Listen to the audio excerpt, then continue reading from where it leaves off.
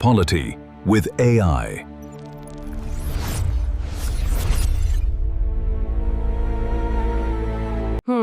अगर हम कल्पना करें कि एक सुबह हमारी नींद खुले और अखबार के पहले पन्ने पर यह पढ़ने को मिले कि सरकार ने एक नया कानून पास कर दिया है। अच्छा। हाँ, एक ऐसा कानून जिससे इस देश में अब कभी चुनाव ही नहीं होंगे, बस हमेशा के लिए एक ही सत्ता रहेगी। बाप रे, ये तो बहुत ही डरावना विचार है। बिल्कुल, और सबसे डरावनी बात तो ये होगी कि ये सब कुछ पूरी तरह से कानूनी हो, मतलब क्योंकि संसद ने बाकायदा वोट डालकर ये फैसला लिया है। सुनने में ये किसी डिस्टोपियन फिल्म की कहानी लगती है ना? बिल्कुल लगती है। लेकिन अगर हम इतिहास के पन्ने पलटें तो 1970 के दशक में भारत सचमुच ऐसे ही एक गहरे संवैधानिक संकट के मुहाने पर खड़ा था। सही कहा। अक्सर जब कानूनी दस्तावेजों की बात होती है तो दिमाग में एक बहुत ही नीरस और जटिल भाषा वाली किताब की छवि बनती है।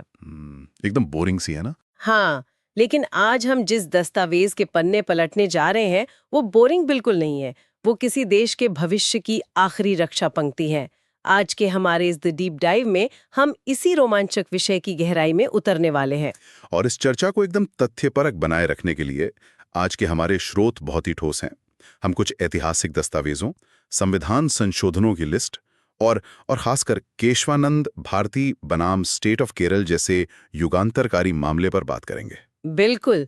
तो आज का हमारा मिशन सिर्फ ये जानना नहीं है कि भारतीय संविधान की प्रस्तावना यानी जो प्रीएम्बल है उसमें क्या लिखा है जी। बल्कि हमें ये समझना है कि इसके मूल शब्द क्या मायने रखते हैं, वो 42वें संशोधन के पीछे की असली कहानी क्या थी और कैसे एक अदालती मुकदमे ने भारत के पूरे लोकतांत्रिक ढांचे को हमेशा के लिए बदल कर रख दिया। ठीक है, तो आइए इसे समझते हैं। मतलब कैसे सिर्फ एक पन्ने की प्रस्तावना जो देखने में महज एक भूमिका या इंट्रोडक्शन लगती है, पूरे देश का सबसे शक्तिशाली हथियार बन गई। इसकी शुरुआत आखिर कैसे हुई? देखिए, इसके लिए हमें थोड़ा पीछे जाना होगा। 13 दिसंबर 1946 के दिन हमें संविधान सभा के भीतर चलना होगा। मतलब आजादी से ठीक पहले का समय। बिल्कुल, देश एकदम आजादी के मुहाने पर खड़ा था। लेकिन एक बड़ा सवाल ये था कि आखिर स्वतंत्र भारत होगा कैसा, उसका नैतिक ढांचा क्या होगा। सही सवाल है। इसी दिन पंडित जवाहरलाल नेहरू ने संविधान सभा में उद्देश्य प्रस्ताव, जिसे हम ऑब्जेक्टिव्स रेजोल्यूशन कहते हैं, वो पेश किया। अच्छा, तो ये कोई आम भाषण नहीं था? नहीं, बिल्कुल नहीं। ये कोई सामान्य राजनीतिक भाषण या तकनीकी ड्राफ्ट नहीं था। ये भविष्य के भारत का एक दार्शनिक नजरिया था, एक तरह का वादा कि सदियों की गुलामी के बाद जो नया मुल्क बनेगा उसके आदर्श क्या होंगे। एक विजन था। जी। फिर कई दिनों की लंबी बहसों के बाद 22 जनवरी 1947 को इस प्रस्ताव को सर्वसम्मति से अपना लिया गया। और यही जो उद्देश्य प्रस्ताव था वो आगे चलकर हमारे संविधान की प्रस्तावना का मूल ब्लूप्रिंट बना। ये वाकई सोचने वाली बात है। मतलब संविधान के जो बारीक नियम हैं, क्लॉज और सब क्लॉज, वो तो बाद में लिखे गए। हाँ, लेकिन उसकी आत्मा कैसी होगी ये पहले ही तय कर लिया गया था। बिल्कुल सही कहा आपने। अगर हम इस प्रस्तावना के मुख्य शब्दों पर गौर करें तो इसकी शुरुआत होती है, हम भारत के लोग। और मुझे लगता है ये सिर्फ एक वाक्य नहीं है, ये एक बहुत बड़ी और क्रांतिकारी घोषणा है। एकदम। इसका सीधा मतलब ये है कि इस देश में सत्ता का असली स्रोत कोई मुकुट या कोई ब्रिटिश संसद या कोई राजा नहीं है, बल्कि देश की आम जनता है। बिल्कुल। संविधान को जो शक्ति मिल रही है वो किसी बाहरी ताकत से नहीं, बल्कि सीधे भारत के लोगों से मिल रही है। ये ब्रिटिश राज की सत्ता को पूरी तरह से नकारना था। क्या बात है। और इसके बाद जो शब्द आते हैं वे इस देश के चरित्र को गहराई से परिभाषित करते हैं। जैसे संपूर्ण प्रभुत्व संपन्न, या जैसे सॉवरेंटी कहते हैं। इसका मतलब कि हम आजाद हैं अपने फैसले लेने के लिए। जी, इसका सीधा अर्थ यही है कि भारत अपने आंतरिक और बाहरी फैसले लेने के लिए पूरी तरह स्वतंत्र है।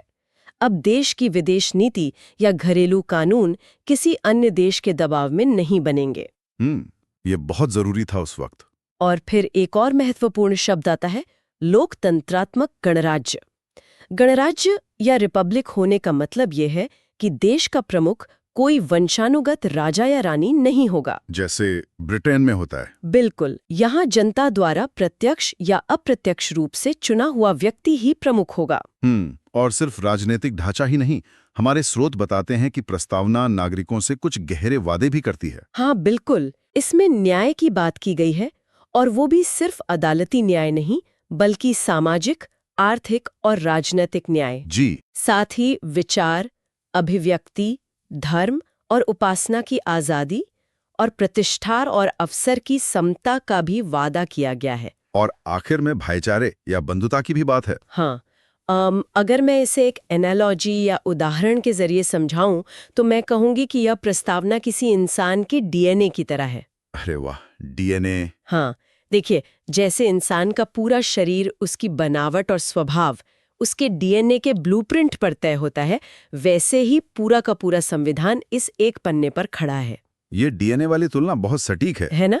हमारे स्रोत ये भी बताते हैं कि संविधान सभा के सदस्य के.एम. मुंशी ने इसे संप्रभु लोकतांत्रिक गणराज्य की जन्म कुंडली कहा था।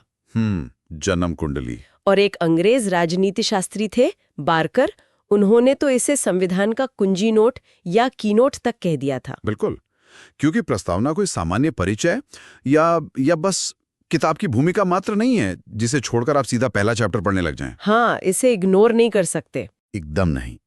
ये एक नैतिक और दार्शनिक चार्टर है जो ये तय करता है कि सरकार की हर नीति, हर कानून को आखिर किस कसौटी पर परखा जाएगा। मतलब जब भी कोई कंफ्यूजन हो, हाँ, जब भी संविधान की किसी अनुच्छेद को लेकर कोई भ्रम होता है तो अदालतें इसी प्रस्तावना की ओर देखती हैं, ये समझने के लिए कि आखिर संविधान निर्माताओं का असली इरादा क्या था। हाँ, और यहीं पर इस कहानी में एक बहुत ही दिलचस्प मोड़ आता है। अच्छा। मैं सोच रही थी, अगर प्रस्तावना हमारे संविधान का डीएनए है, तो क्या कोई सत्ताधारी आकर इस डीएनए को ही बदल सकता है? ये बहुत ही बड़ा सवाल है। मतलब क्या सरकारें अपने राजनीतिक हिसाब से इसमें एडिटिंग कर सकती हैं? और यही वो सवाल है जिसने भारतीय राजनीति और न्यायपालिका के इतिहास का सबसे बड़ा टकराव खड़ा किया। सच में? हाँ, देखिए, जब 26 नवंबर 1949 को संविधान अंगीकृत किया गया था, तब प्रस्तावना में आज के कुछ शब्द मौजूद नहीं थे। कौन से शब्द? समय के साथ क्या हुआ कि सत्ता की महत्वाकांक्षाएं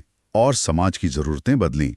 1976 में जब देश में आपातकाल यानी इमरजेंसी लागू थी, तब 42वां संविधान संशोधन लाया गया। अच्छा, इमरजेंसी का दौर। जी, इस संशोधन को अक्सर मिनी संविधान भी कहा जाता है। मिनी संविधान क्यों? क्योंकि इसके जरिए संविधान में बहुत बड़े पैमाने पर मनमाने ढंग से बदलाव किए गए थे। और इसी 42वें संशोधन के माध्यम से प्रस्तावना में 3 नए शब्द जुड़े गए। और वो 3 शब्द क्या थे? वो थे समाजवादी यानी सोशलिस्ट, पंथ निरपेक्ष यानी सेक्युलर, और अखंडता यानी इंटीग्रिटी। लेकिन एक बात बताइए, इन शब्दों को आखिर 1976 में ही जोड़ने का असली मकसद क्या था? ये एक अच्छा सवाल है। मेरा मतलब है, आपातकाल के दौरान जब सारी सत्ता एक जगह केंद्रित की जा रही थी, तब इस डीएनए में छेड़छाड़ क्यों की गई? 1976 में आपातकाल के दौरान तत्कालीन सरकार ये साबित करना चाहती थी कि उसकी सारी नीतियां और सत्ता का जो केंद्रीकरण है, वो वास्तव में समाजवाद और गरीबी हटाओ के बड़े लक्ष्य से प्रेरित है। अच्छा, एक तरह की इमेज बिल्डिंग। एक तरह से, हाँ। अगर हम इन शब्दों के अर्थ को समझें तो समाजवादी का अर्थ है एक ऐसी व्यवस्था जहां उत्पादन के मुख्य साधनों पर सार्वजनिक नियंत्रण हो और समाज में धन का बंटवारा न्याय संगत हो। और पंथ निरपेक्ष? पंथ निरपेक्ष का अर्थ है कि देश या राज्य का अपना कोई धर्म नहीं होगा, सभी धर्म समान हैं और उन्हें सरकार का समान समर्थन प्राप्त है। लेकिन क्या ये चीजें पहले से संविधान में नहीं थीं? बिल्कुल थीं। कई विशेषज्ञों और संविधान निर्माताओं का मानना था कि ये भावनाएं भारतीय संविधान के मूल ढांचे में पहले से ही रची बसी थी।